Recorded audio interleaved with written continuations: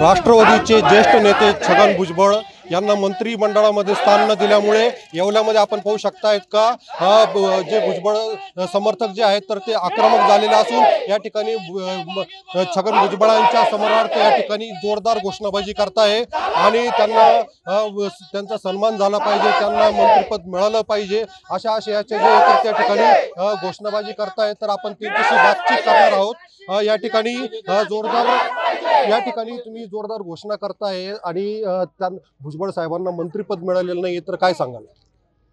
जेव्हा संकटाचा काळ येतो तेव्हा पक्षामध्ये भुजबळ साहेब हे नेहमी प्रकर्षाने पुढे उभे राहतात, मात्र जेव्हा चांगले दिवस येतात तेव्हा भुजबळ साहेबांना डावललं जातं, भुजबळ साहेबांचं नेतृत्व संपवण्याचा प्रयत्न केला जातो असं भुजबळ साहेबांवर प्रेम करणाऱ्या प्रत्येक भुजबळ प्रेमींना या ठिकाणी वाटतं आहे।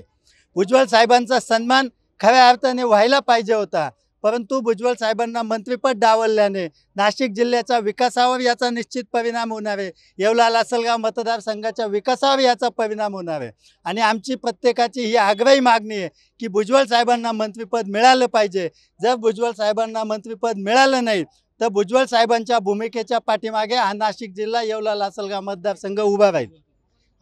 मला हे सांगा का एकीकडे अमोल मिटकरी सांगतायत का भुजबळ साहेबांनी त्यांच्या कार्यकर्त्यांना आवरा, काय सांगाल?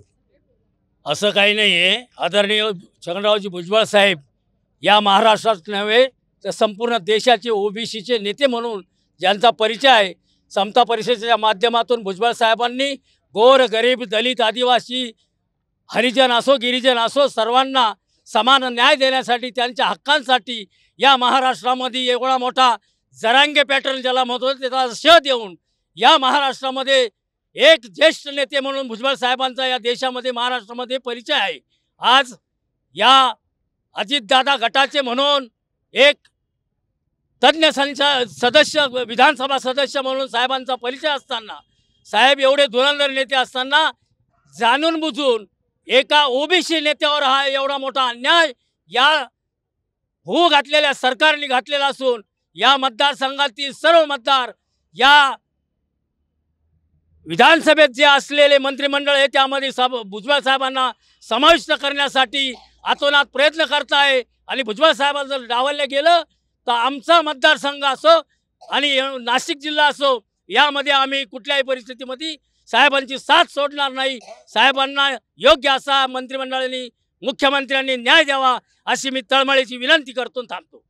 एकंदरीत छगन भुजबळांना सन्मानपूर्वक मंत्रिपद देण्यात यावं, न्याय देण्यात यावं अशी मागणी जी इतर कार्यकर्ते करत आहेत। उमेश पारीख, TV9 मराठी, येवला, नाशिक।